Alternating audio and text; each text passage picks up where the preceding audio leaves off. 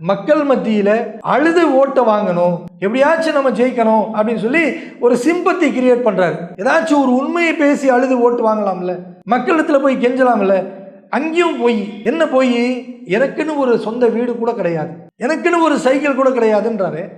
मोदी पर एक पैसे का घोटाले का आरोप नहीं लगा, अपार धन संपदा खड़ी की है। मेरे पास अपनी साइकिल भी नहीं है, न मेरा घर है। साथियों, இவர் வேட்புமனு தாக்கல் செய்யும் பொழுது 1.5 கோடி ரூபாய்க்கு எனக்கு வீடு இருக்குன்னு சொல்லக்கூடிய இவர் தான் ஜெயிச்சு பிரதமராக இருக்கிறாரு. எனக்கு எந்த ஒரு சொத்தும் கிடையாது, வீடு மட்டும் இல்ல, சைக்கிள் கூட இல்லைன்னு சொல்றாரு. அவ மக்கள் எப்படி நம்புவாங்க?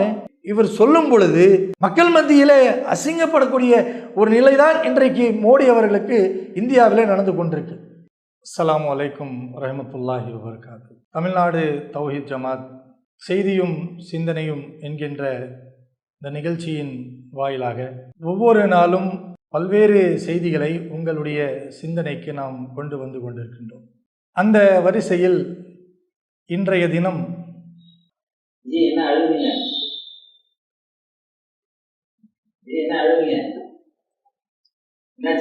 நாம் அழக்கூடிய அந்த அழுகை என்பது நம்முடைய அழுகை கிடையாது. இந்த நாட்டுடைய பிரதமராக இருக்கக்கூடிய நரேந்திர மோடி அவர்கள் தேர்தலுடைய பிரச்சாரத்தில் மக்களை நோக்கி பேசி கொண்டிருக்கக்கூடிய நேரத்தில் இப்படி அழக்கூடிய ஒரு காட்சியை நாட்டு மக்கள் எல்லாம் பார்த்து ரசித்து கொண்டிருந்தார்கள். அப்படி அழக்கூடிய நேரத்தில் நம்முடைய பிரதமர் மோடி அவர்கள் சொன்ன வார்த்தை என்னன்னு சொன்னா, எனக்கு சொந்த வீடு கிடையாது, எனக்கு சொந்த கார் கிடையாது, சொந்த பைக்கு கிடையாது, ஒரு சொந்தமாக அவருக்கு சைக்கிள் கூட கிடையாது.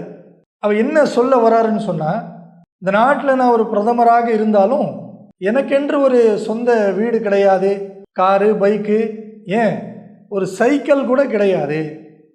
அந்த அளவுக்கு நான் எதுவுமே ஒரு பொருளை வாங்காத ஒரு மனிதனா இந்த நாட்டை மட்டுமே நம்பி வாழ்ந்து கொண்டிருக்கிறேன், என்னுடைய சொத்தை நீங்கள் தான் அப்படின்னு சொல்லி மக்களை பார்த்து சொல்கிறாரு. தனக்கு சொந்தமாக வீடு சைக்கிள் கூட இல்லை. ஊழல் செய்து வரும் ஜார்க்கண்ட் முக்தி மோர்ச்சா மற்றும் காங்கிரஸ் தலைவர்கள் தங்கள் குழந்தைகளுக்காக பெரும் சொத்துக்களை சேர்த்து வைத்துள்ளனர் என பிரதமர் மோடி கூறியுள்ளார்.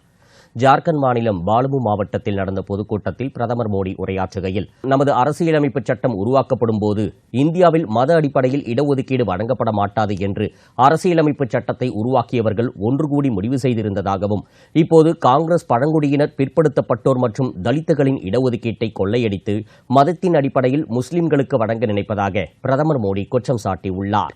பிரதமர் அழக்கூடிய காட்சிகளை நேரிலே பார்த்த மக்கள் அதற்கு எந்த விதமான ரியாக்ஷனும் காட்டலைங்க. மக்கள் நல்லா புரிஞ்சுக்கணும். அந்த மேடையில் நின்று அழுதுகிட்டே இப்படி ஒரு கட்சிஃபை வச்சுக்கிட்டு அழுதுகிட்டே சொல்கிறாரு, எனக்கு ஒரு சைக்கிள் கூட இல்லை அப்படின்றாரு. அப்படி அழுது கொண்டே சொல்லும் பொழுது அந்த மக்கள் அதை கேட்கக்கூடியவங்க அவரோடு சேர்ந்து வருத்தப்பட்டு அழுனமா இல்லையா?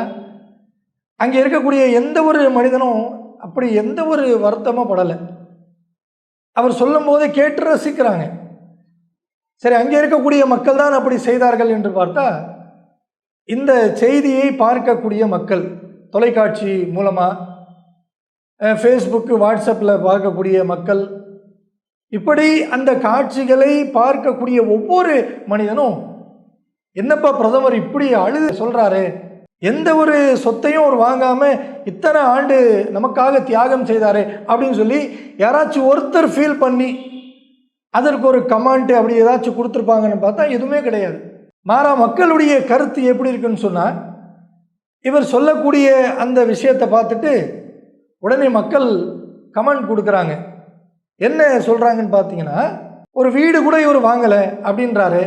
அப்போ ஏழ்மையாக இவர் வாழக்கூடிய இவர் எப்படி ஒவ்வொரு நாளும் ஒரு நாளைக்கு 5, 6 அப்படின்ற எண்ணிக்கையில் இவர் போடக்கூடிய ஆடை, அதை விமர்சனம் பண்ணுறாங்க மக்கள். நம்முடைய பிரதமர் என்ன நினச்சிட்டு இருக்காருன்னா, மக்கள் எல்லாருமே பைத்தியக்காரங்க, நான் மட்டும்தான் தெளிவானவன், நான் எதை சொன்னாலும் மக்கள் நம்பிடுவாங்க அப்படின்னு நினச்சிட்டு இருக்காரு. என்னதான் இன்னைக்கு பொய்யை அள்ளி வீசினாலும், மக்கள் இடத்துல நாடகத்தை நடித்து காட்டினாலும் மக்கள் இன்றைக்கு ஏற்றுக்கொள்றது தயாராக இல்லை. தமிழகத்தில் தேர்தல் நடந்தது, அதில் அவருக்கு ரிசல்ட் தெரிஞ்சிருச்சு. கேரளாவில் கர்நாடகாவில், ஆந்திராவில் இதையெல்லாம் தேர்தல் நடந்தது. அந்த ஓட்டு எண்ணிக்கைக்கு முன்னாடி அவருக்கு ரிசல்ட் தெரிஞ்சிருச்சு. அதனால் இப்போ என்ன பண்ண ஆரம்பிச்சிட்டார் நம்முடைய பிரதமர். இப்போ வடநாடுகள் எல்லாமே தேர்தல் நடக்க இருக்கக்கூடிய ஒவ்வொரு இடத்துல போய் பிரச்சாரம் பண்ணும்போது ஒன்றே பொய் அள்ளி வீசுறாரு, மற்ற சமுதாயத்தின் மீது அவதூறு அள்ளி வீசுறாரு, இல்லாத விஷயத்தை இருக்குன்றாரு, நடக்காத ஒன்றை நடந்ததுன்றாரு, யாருமே சொல்லாதது சொன்னார்கள் என்று சொல்றாரு. எல்லாமே பொய். இப்போ அந்த பொய்யை கூட மக்கள் புரிந்து கொண்டார்கள் என்று தெரிந்தவுடனே அழுது காமிக்கிறது, சென்டிமெண்ட்டாக வராரு. இப்படி ஏதாச்சும் அழுது காமித்தா நாம் அழுகிறத பார்த்து மக்கள் மனசு மாறி நமக்கு ஓட்டு போட்டுருவாங்க அப்படின்ற ஒரு எண்ணம் அவருக்கு வந்து விட்டதா என்னன்னு தெரியல. இப்போ ஒவ்வொன்றையும் அவர் செய்து கொண்டிருக்கக்கூடிய நிகழ்வுகளை நம்ம பார்க்குறோம். சில நாட்களுக்கு முன்னால் ராஜஸ்தானில் போய் பிரச்சாரம் பண்ணுறாரு. என்ன பிரச்சாரம் பண்ணுறாரு? இவர் 10 ஆண்டுகளாக இவர்தான் பிரதமராக இந்தியாவுக்கு இருக்காரு. ஆனால் இவர் இன்றைக்கு என்ன பிரச்சாரம் பண்ணுறாருன்னா, மன்மோகன் சிங் பிரதமராக இருக்கக்கூடிய நேரத்தில் முஸ்லீம்களுக்கு எல்லா உரிமைகளும் கொடுக்கணும், இந்துக்கள் இடத்துல இருக்கக்கூடிய பொருளாதாரத்தை எடுத்து முஸ்லீம்களுக்கு கொடுக்கணும்னு சொன்னாராம். அதை எப்படி அவர் பில்டப் பண்ணி பேசுகிறாருன்னா, அந்த பிரச்சாரத்தை மக்கள் நிறைய பேர் பார்த்துருப்பீங்க. காங்கிரஸ் மட்டும் வந்துருச்சுன்னு சொன்னால் உங்கள் வீட்டில் இருக்கக்கூடிய எல்லா பொருளும் அவர்கள் உங்களிடத்தில் பிடுங்கி முஸ்லீம்களுக்கு கொடுத்துருவாங்க, அதிகமாக பிள்ளை பெருக்கக்கூடிய அவர்களுக்கு கொடுத்துருவாங்க. நீங்கள் 2 மாடு உங்கள் வீட்டில் வளர்க்குறீங்கன்னு சொன்னால் 1 மாட்டை அவங்களுக்கு கொடுத்துருவாங்க. என்ன ஏதுன்னு நீங்கள் கேட்கவே முடியாது. எந்த அளவிற்கு அவர்கள் உங்களை கொடுமைப்படுத்துவாங்கன்னு சொன்னால் மக்களை பார்த்து சொல்கிறாரு, இந்துக்களாக இருக்கக்கூடிய உங்களுடைய வீட்டு பெண்கள், திருமணமான பெண்கள் போடக்கூடிய தாலி இருக்குல்ல, அது ஹிந்தியில் மங்கள் சூத்திரன்னு சொல்லுவாங்க. அவர் பிரதமர் சொல்கிறாரு, உங்களுடைய வீட்டு பெண்களுடைய மங்கள் சூத்திரம் என்று சொல்லக்கூடிய அந்த தாலியை கூட பிடுங்கி முஸ்லீம்களுக்கு கொடுத்துருவாங்க. இப்படிப்பட்டவர்களுக்கு நீங்கள் ஓட்டு போடணுமா அப்படின்னு சொல்லி பொய்யான ஒரு பிரச்சாரம் எடுப்படுதா என்று பார்த்தா, மக்கள் அதை கேட்டு ஒரு காதில் வாங்கி இன்னொரு காதில் விடக்கூடிய செயலை தான் இன்றைக்கு மக்கள் செய்து கொண்டிருக்கிறாங்க. சற்று யோசிச்சு பாருங்க, ராஜஸ்தான் என்று சொல்லக்கூடிய அந்த மாநிலம், அந்த இடத்துல இருக்கக்கூடியவர்கள் யாரு? எல்லாருமே பார்த்தீங்கன்னா மெஜாரிட்டியான ஆளு, 199% மக்கள் அங்கே வசிக்கக்கூடிய, அங்கே இருக்கக்கூடிய மக்கள் இந்தியா முழுவதும் அதிகமான தங்க நகை விற்கக்கூடிய வியாபாரிகள், பெரிய பெரிய வியாபாரம் செய்யக்கூடிய முதலாளிகள் தான் ராஜஸ்தான் போன்ற நகரங்களில் இருக்கிறாங்க. அப்போ அவரிடத்துல போய் சொல்கிறாரு, உங்களுடைய வீட்டு பெண்களுடைய தாலியை பறித்து முஸ்லீம்களுக்கு கொடுத்துருவாங்க அப்படின்னு சொன்னால் அவங்க நம்புவாங்களா? நிச்சயமாக நம்ப மாட்டாங்க. இவர் நினச்சிட்டு இருக்காரு நாம் சொன்னால் நம்பிடுவாங்கன்னு சொல்லி. ஆனால் அவர்களுக்கு தெரியுமே, அவர்கள் நடத்தக்கூடிய ஒவ்வொரு கடையில் யார் அதிகமாக வியாபாரம் தராங்க. ஒவ்வொரு நகை கடையில் போய் பாருங்களேன், முஸ்லீம்கள் கடைக்குள்ளே போனாலே அங்கே இருக்கக்கூடிய மார்வாடி ஜெயின் சமுதாயத்தை சேர்ந்தவங்கள்லாம் முஸ்லீம்களை பார்த்தவுடன் வாங்கன்னு சொல்லி அழைப்பாங்க. எதுக்கு? முஸ்லீம்கள் தான் அதிகமான வியாபாரம் கொடுக்கக்கூடியவங்க, முஸ்லீம் பெண்கள் தான் அதிகமாக நகை வாங்கக்கூடியவங்க, இவங்களால தான் நம்முடைய வியாபாரம் நடந்து கொண்டிருக்கு, அவர்களுக்கு தெரியும். அவ இதையெல்லாம் செய்து பார்த்த மோடி அவர்கள் இதெல்லாம் செல்ஃப் எடுக்கலை, மக்கள் மத்தியில் பெருசாக ஒரு பேசப்படலை, எடுக்கலை. வட மாநிலங்களில் இருக்கக்கூடிய மக்களும் இன்றைக்கு மோடியை பற்றி தெரிந்து கொண்டார்கள். அப்போ கடைசியாக ஒரு ஆயுதம் எடுக்கிறார். என்னன்னு சொன்னால், மக்கள் மத்தியில் அழுது ஓட்டை வாங்கணும், எப்படியாச்சும் நம்ம ஜெயிக்கணும் அப்படின்னு சொல்லி ஒரு சிம்பத்தி கிரியேட் பண்ணுறாரு. ஏதாச்சும் ஒரு உண்மையை பேசி அழுது ஓட்டு வாங்கலாம்ல, மக்களிடத்தில் போய் கெஞ்சலாம்ல. அங்கேயும் போய் என்ன போய், எனக்குன்னு ஒரு சொந்த வீடு கூட கிடையாது, எனக்குன்னு ஒரு சைக்கிள் கூட கிடையாதுன்றாரு. देशवासियों की सेवा करते करते अब 25 साल हो जाएंगे। आपके आशीर्वाद से 25 साल हो गए। मोदी पर एक पैसे का घोटाले का आरोप नहीं लगा है। जेएमएम कांग्रेस के नेताओं ने भ्रष्टाचार से अपार धन संपदा खड़ी की है। मेरे पास अपनी साइकिल भी नहीं है, न मेरा घर है। साथियों, संपत्ति हो, राजनीति हो, सब कुछ ये अपने अपने बच्चों के लिए अर्जित कर रहे हैं। உண்மையிலேயே இவர் சொல்லக்கூடியது உண்மையா?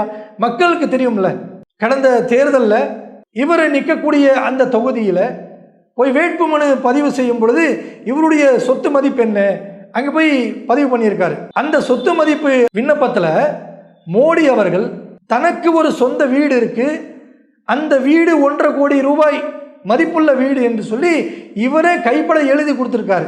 அப்போ போன தேர்தலில் இவர் வேட்புமனு தாக்கல் செய்யும் பொழுது 1.5 கோடி ரூபாய்க்கு எனக்கு வீடு இருக்குன்னு சொல்லக்கூடிய இவர் தான் ஜெயிச்சு பிரதமராக இருக்கிறாரு. அப்படி இருக்கக்கூடிய இவருக்கு இன்றைக்கு என்ன சொல்றாரு? எனக்கு எந்த ஒரு சொத்தும் கிடையாது, வீடு மட்டும் இல்லை, சைக்கிள் கூட இல்லைன்னு சொல்றாரு. அவ மக்கள் எப்படி நம்புவாங்க? அவ இவ்வளவு அழுது மக்களிடத்துல ஒரு சிம்பத்தி கிரியேட் பண்ணக்கூடிய அளவிற்கு இவர் சொல்லும் பொழுது மக்கள் மத்தியிலே அசிங்கப்படக்கூடிய ஒரு நிலைதான் இன்றைக்கு மோடி அவர்களுக்கு இந்தியாவிலே நடந்து கொண்டிருக்கு. வட மாநிலங்களில் இருக்கக்கூடியவர்கள் இவர் சொல்லக்கூடிய ஒவ்வொரு பொய்யை பார்த்து அதை கேட்டவுடனே மோடி அவர்களை கேலி செய்யக்கூடிய ஒரு நிலை, யாரை நம்பி இவர் இருக்கிறாரோ அவர்களை இவருக்கு கேலி செய்யக்கூடிய நிலை இன்றைக்கு ஏற்பட்டிருக்கு. அப்போ இந்த இந்தியாவில் இருக்கக்கூடிய இந்த மக்களே இவர் சொல்லக்கூடிய ஒவ்வொன்றையும் பார்த்து சிரிக்கிறார்கள். இந்த நாட்டுடைய பிரதமர் என்ன செய்கிறாரு? இவர் பேசக்கூடிய ஒவ்வொன்றையும் செய்யக்கூடிய ஒவ்வொன்றையும் நம்முடைய நாட்டுக்கு பக்கத்தில் இருக்கக்கூடிய நாடுகள், அண்டை நாடுகள், உலகம் முழுவதும் இவருடைய ஒவ்வொரு வார்த்தையும் கவனிச்சுக்கிட்டு இருக்காங்க. அப்போ கவனிக்கக்கூடிய அவர்கள் காரி துப்ப மாட்டாங்களா? ஒரு நாட்டுடைய பிரதமராக இருந்துட்டு இப்படி அப்பட்டமான பொய் பேசுறாரு அப்படின்னு சொல்லி கேட்க மாட்டாங்களா? கேட்கக்கூடிய ஒரு முகாந்திரத்தை இவரே கொடுத்திருக்கிறாரு. எதுவுமே இல்லைன்றாரு. யோசிச்சு பாருங்களேன், இவரிடத்துல எந்த ஒரு சொத்தம் இல்லை அப்படின்றார். சரி, அப்போ இத்தனை ஆண்டுகளாக நீங்கள் ஆடம்பரமான வாழ்க்கை வாழ்ந்துகிட்டு இருக்கீங்க. ஏறத்தாழ 25 ஆண்டுகளாக இவர் பதவியில் இருக்கார். 3 பீரியடு தொடர்ச்சியாக குஜராத்தில் இவர் சிஎம்மாக இருந்திருக்கிறாரு.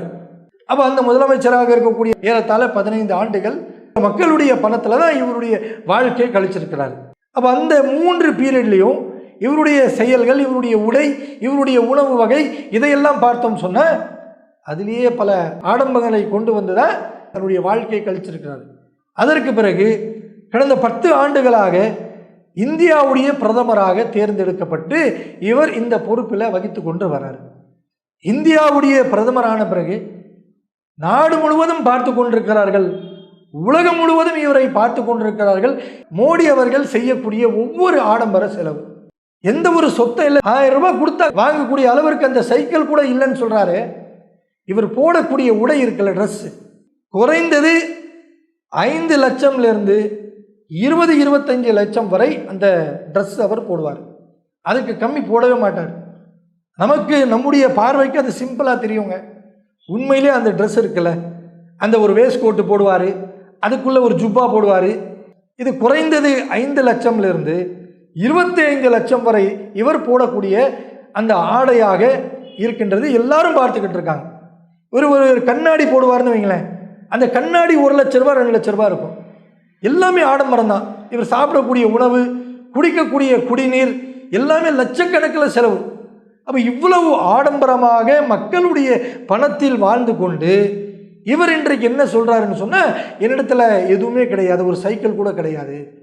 அப்போ சைக்கிள் கூட இல்லாமல் வாழ்ந்து கொண்டிருக்கக்கூடிய ஏழ்மையான பிரதமராக இருக்கக்கூடிய நீங்கள் மக்கள் பணத்தில் இவ்வளவு செலவு செய்கிறீங்களே, இப்போ இதற்கு யார் பதில் சொல்வா? அப்போ மக்கள் பணம் என்று சொன்னால் லட்ச லட்சம் கோடி கோடியாக செலவு செய்வது, சொந்த பணத்தில் ஒரு சைக்கிள் கூட வாங்கக்கூட ஒரு நிலை இல்லாமல் இருக்குது. அப்போ என்ன செய்கிறாரு? மக்களுடைய பணத்தில் கோடி கோடியாக தனக்கென்று செலவு செய்து கொண்டு ஆடம்பரமாக வாழக்கூடிய பிரதமரைத்தான் இன்றைக்கு இந்தியாவில் பார்க்க முடிகிறது. அப்போ இத்தனை பொய்கள், சொல்லக்கூடிய அனைத்தும் பொய்களாகவே இருக்கின்றது. இவர் மட்டுமல்ல, இவரோடு இருக்கக்கூடிய உள்துறை அமைச்சர், மற்ற அமைச்சர்கள்லாம் பேசும் பொழுது பாருங்க, எல்லாமே மோடியை குறித்து பேசக்கூடிய நேரத்தில் எல்லாமே பொய் அள்ளி வீசுவாங்க. உள்துறை அமைச்சர் என்று சொல்லக்கூடிய அமித்ஷா என்ன சொல்றாருன்னு சொன்னா, மோடிஜி அவர்களை நீங்கள் 25 பைசாவுக்கு கூட குறை கூற முடியாது அப்படின்றாரு. 25 பைசாவுக்கு கூட அவர் குறை கூற முடியாதுன்னு சொன்ன, அப்ப என்ன சொல்ல வரீங்க? மோடி அவர்கள் அவ்வளவு சுத்தமானவர், அவருடைய கை அவ்வளவு சுத்தம், 25 பைசா கூட அவர் கொள்ளையடிச்சாரு அப்படின்னு சொல்ல முடியாது அப்படின்னு சொல்ல வரீங்களா? இப்படி நீங்க சொன்னீங்கன்னா நாட்டு மக்கள் நம்புவாங்களா? கொஞ்சம் யோசிச்சு பாருங்க. 25 பைசாவுக்கு போயிட்டீங்க. 25,000 கோடி என்று சொல்லுங்க, அதுவே கம்மி தான். அவ்வளவு ஊழல் மோடியுடைய இந்த ஆட்சி பதவி காலத்தில், அவ்வளவு கோடி ஊழல். ஒன்னொன்னு சொல்லிக்கிட்டே போகலாம். 2024 தேர்தலில் எப்படியோ தோக்க தான் போறீங்க. தோத்துட்டு நீங்க பதவி விட்டு இறங்குவீங்கல்ல, அப்புறமா உங்களுடைய எல்லாமே வண்டவாளம் வெளியே வரும் பாருங்க. 25 பைசா கூட அவர் திருடலை, அவ்வளவு தூய்மையானவர் என்று சொல்றீங்களே, எந்தெந்த ஊழலை பற்றி பட்டியலிடுவது? நீங்கள் இராணுவத்துக்காக விமானம் வாங்கினீங்களே, அதுடைய ஊழலை பற்றி பட்டியல் சொல்லவா? தேர்தல் பத்திரம் என்று சொல்லி ஊழல் பண்ணீங்களே, அதுடைய பட்டியல் சொல்லவா? அல்லது பிரதான் மந்திரி உடைய நிதி அப்படின்னு சொன்னீங்களே, எந்த மக்கள்கிட்ட வசூல் வாங்கினீங்களே, அந்த வசூல் பிரதான் மந்திரி சேவா நிதின்னு சொன்னீங்களே, அந்த நிதி வந்த பிறகு மக்களுக்காக உதவி செய்வதற்கு, மக்கள் கஷ்டத்தில் இருக்கக்கூடிய கொரோனா காலத்தில் கஷ்டப்படக்கூடிய மக்களுக்கு அவர்களுக்கு போய் தர வேண்டும் என்று சொல்லி அந்த பெயரில் பணத்தை வாங்கி அது பொது நிதின்னு சொன்னீங்களே, அந்த ஊழலை பற்றி சொல்லவா? இப்படி என்னென்ன ஊழலை பற்றி மோடி அவர்களும் நீங்களும் சேர்ந்து செய்த அந்த ஊழலை பற்றி ஒரு பட்டியல் நாம வைக்கவா? இத்தனை ஊழல்களை வைத்துக்கொண்டு சொல்றாரு. கொஞ்சம் கூட வாய்க்கூசலையா? அமித்ஷா அவர்களை பார்த்து நம்ம கேட்குறோம், 25 பைசா கூட அவர் திருடலை, அவ்வளவு சுத்தமானவர் என்று சொல்றீங்களே, சொல்லும் பொழுது உங்களுக்கு வாய்க்கூசலையா? எத்தனை ஆயிரம் லட்சம் கோடி கோடிக்கணக்கான பொருளாதாரத்தை நீங்கள் ஊழலாக செய்து இன்றைக்கு பதவி என்கின்ற அந்த பொறுப்பில் அமர்ந்து கொண்டு அனைத்தையும் மறைத்து விட்டு மக்களை நசுக்கி கொண்டிருக்கிறீங்க. இப்படி இருக்கக்கூடிய நீங்க சொல்றீங்க என்னிடத்துல ஒரு சைக்கிள் கூட இல்லை, அப்ப எப்படி மக்கள் நம்புவாங்க? யோசிச்சு பாருங்களேன். இப்படி சைக்கிள் கூட இல்லைன்னு சொல்லக்கூடிய ஏழை பிரதமர், இவருக்கு இருக்கக்கூடிய நண்பர்கள் யாரு? ஏழை நண்பர்கள் இருக்கிறாங்களா? திடீர்னு வருவார், நான் சின்ன வயசுல டீ வித்து வளர்ந்தவன், ஏழை தாயின் மகன் அப்படின்னு டயலாக்லாம் பேசுவார். இப்படி பேசிட்டு திடீர்னு வருவார், நான் இந்த காலேஜில் இந்த டிகிரியை முடித்தேன், நான் இப்படியெல்லாம் வாழ்ந்தேன் அப்படின்னு சொல்லி அப்படி ஒரு பொய் அள்ளி விடுவார். எதை நம்புறது? மக்கள் நீங்கள் எதை சொன்னாலும் ஏற்றுக்கொள்வார்கள் என்கின்ற நம்பிக்கையா? திடீர்னு நான் ரொம்ப ஏழை டீ வித்தன்றது, திடீர்னு நான் இந்த யூனிவர்சிட்டியில் அப்படி படித்து டிகிரி முடிச்சேன்றது, இப்படி ஏதாச்சும் ஒரு கப்சாக்களை விடுவது. சரி, இப்படி பொய் பேசக்கூடியவர்கள், ஏழை என்று தன்னை பரிசாற்றிக் கொள்ளக்கூடியவர்கள், இவருடைய நண்பர்கள் மக்களுடைய தொடர்பில் இருக்கக்கூடியவர்கள், இவர் ஏழைகளுடைய தொடர்பிலே ஏழைகளுடைய நட்பு வட்டாரத்தில் இவர் இருக்கிறாரா என்று பார்த்தால் கிடையாது. மோடி அவர்களையும் அமித்ஷா அவர்களையும் சுற்றி இருக்கக்கூடியவர்கள் யார் என்று பார்த்தால் ஒரு ஏழையும் நம்ம தேர்ந்தெடுக்க முடியாது. எல்லாமே உலக பணக்காரங்க, நாட்டுடைய முக்கிய பணக்காரங்க. இப்படிப்பட்டவர்கள் தான் அதானி அம்பானி, இப்படிப்பட்டவர்கள் தான் இவர்களுக்கு நெருக்கமானவர்கள். ஏழைகளை பற்றி யோசிக்க கூட இவர்கள் நேரம் கிடையாது, ஏழைகளை பற்றி பேசுவதற்கு இவர்களுக்கு நேரம் கிடையாது. ஏழை மக்கள் விலைவாசி அதிகமாகிடுச்சு, கேஸ் விலை அதிகமாகிடுச்சு, பெட்ரோல் விலை அதிகமாகிடுச்சு அப்படின்னு சொல்லி சொன்ன அதை பற்றி கண்டுகொள்வதே கிடையாது. சற்று யோசிச்சு பாருங்க. சில மாதங்களுக்கு முன்னால் வெங்காயம் தினந்தோறும் ஒவ்வொரு வீடுகளில் பயன்படுத்தக்கூடிய வெங்காயம் இல்லாமல் சமைக்கவே முடியாது. அப்படிப்பட்ட அந்த வெங்காயத்துடைய விலை உயர்ந்துகிட்டே போயிடுச்சு. ஏழை மக்கள் வாங்க முடியாது, பணக்காரங்களும் வாங்கணுமான்னு யோசிக்கக்கூடிய அளவிற்கு அந்த வெங்காயத்துடைய விலை ஏறிக்கிட்டே போச்சு. மக்கள் எல்லாம் அப்படியே பயந்துட்டாங்க விலையை பார்த்து. தங்கத்தை விட வெங்காயத்துடைய விலை அதிகமாக இருக்கு அப்படின்னு சொல்லி மக்கள் பேசி வெங்காயம் என்று சொன்னாலே பயப்படக்கூடிய ஒரு நிலை. அந்த மாதிரியான நேரத்தில் ஏதாச்சும் ஒரு ஏழைகளுக்கு அது குறைந்த விலையில் கிடைக்கணும் அப்படின்ற ஒரு திட்டத்தை நீங்கள் கொண்டு வந்தீங்களா? ஏழை தாயின் மகன் என்று சொல்கிறீர்களே, ஒரு சைக்கிள் கூட இல்லாத ஒரு ஏழை என்று தன்னை காட்டுகிறீர்களே, அப்படிப்பட்ட ஒரு கஷ்டமான சூழல்ல நீங்கள் நினைத்தால் செய்திருக்க முடியும். ஆனால் அது போன்ற ஏதாச்சும் ஒரு திட்டங்களை கொண்டு வந்தீர்களா? கொண்டு வரலையே. தமிழ்நாட்டில் கூட முதலமைச்சர் திரு மு.க. ஸ்டாலின் அவர்கள் அந்த நேரத்தில் எல்லோரும் ஏழை எளியோர்கள் எல்லாமே இந்த வெங்காயத்தை வாங்கணும் அப்படின்னு சொல்லி நேரடியாக அதை கொள்முதல் செய்து நியாய விலை கடையில் ஒரு குறிப்பிட்ட விலையை நிர்ணயித்து மக்களுக்கு ஈஸியாக கிடைக்கணும் அப்படின்னு சொல்லி அந்த வெங்காயத்தை அவர்களுக்கு விலை குறைவாக கொடுத்தார்கள். இதை பார்த்து கூட நீங்கள் செய்திருக்கலாமே. உங்களால் சுயமாக யோசிக்க முடியலை. ஏன் பணக்காரங்களோடு சேர்ந்து பணக்காரங்களோடு நீங்கள் அந்த வாழ்க்கை ஒரு ஆடம்பரமான வாழ்க்கை வாழ்ந்து கொண்டிருக்கக்கூடிய உங்களுக்கு ஏழைகளுடைய கண்ணீர் தெரியலை. அப்போ நீங்கள் என்ன செஞ்சுருக்கலாம்? தமிழ்நாட்டில் செஞ்சார்ல மு.க. ஸ்டாலின் அவர்கள் கொண்டு வந்த அந்த திட்டத்தை நீங்கள் அதை காப்பி அடிச்சாவது இந்தியா முழுவதும் தந்திருக்கலாமே, தரலை. மாறாக நாடாளுமன்றத்தில் எதிர்க்கட்சிகளாக இருக்கக்கூடிய மக்கள் ஆளுங்கட்சியை பார்த்து கேட்குறாங்க, வெங்காயம் விலை இப்படி ஏறிச்சு, ஏதாச்சும் ஒன்று பண்ணுங்க அப்படின்னு சொன்னால், இந்த பாஜகவுடைய நிதி அமைச்சர் ஒருத்தர் இருக்காங்க, அந்த அம்மாவுடைய பெயர் கூட நம்ம சொல்வதற்கு விருப்பம் கிடையாது. அவங்க தான் நிதி அமைச்சர். ஏன் பேரை கூட சொல்ல விரும்பலைன்னு சொன்னால், நாட்டுடைய நிதி அமைச்சராக இருந்துட்டு பேசுகிற வார்த்தை இல்லை. எப்படி இருக்குன்னு சொன்னால், அவ்வளவு தரம் தாழ்ந்த வார்த்தைகள் தான் பேசுவாங்க. யாராச்சும் ஒருத்தர் ஏதாச்சும் ஒன்று சொல்லிட்டாங்கன்னு சொன்னால் நாகரிகமான பதில் கிடையாது. அம்மா ஆத்தா அப்படின்னு சொல்லி பேசுவாங்க. அந்த அம்மா இடத்துல போய் கேட்குறாங்க, இந்தியாவுடைய நிதி அமைச்சராச்சேன்னு சொல்லி எதிர்கட்சி கேட்குறாங்க, வெங்காயம் விலை இப்படி உயர்ந்துக்கிட்டே போகுது, யாருமே வாங்க முடியாத அளவிற்கு இருக்குது, கட்டுப்படுத்துங்க அப்படின்னு சொன்னால், அந்த அம்மா என்ன தெரியுமா பதில் சொன்னாங்க? வெங்காயம் சாப்பிடக்கூடிய பரம்பரையில் நான் பிறக்கலை, அதனால் எனக்கு தெரியலை. இதெல்லாம் ஒரு பதிலா? இப்படிப்பட்ட இந்த மாதிரியான மக்களைத்தான் ஏழை என்று சொல்லக்கூடிய மோடி அவர்கள் தன்னுடைய அமைச்சர் என்று அமைச்சு வச்சிருக்காங்க. அப்போ எல்லாமே இவர்கள் செய்யக்கூடிய ஒவ்வொன்றும் மக்கள் கூர்ந்து கவனித்துக்கிட்டு இருக்காங்க. நீங்கள் என்னதான் முஸ்லீம்களை நீங்கள் இழிவுபடுத்த நினைச்சாலும் சரி, இவர்கள் தீவிரவாதிகள் கொள்ளை அடிக்கக்கூடியவர்கள் என்று சொன்னாலும் சரி, மக்கள் இன்றைக்கு அதை ஏற்றுக்கொள்ள விரும்பலை. ஏன்னா மக்களுக்கு தெரியும் இவர் பொய் பேசுகிறாரு, மக்கள் முஸ்லீம்கள் யார் என்று எல்லாமே புரிஞ்சு வச்சிருக்கிறாங்க.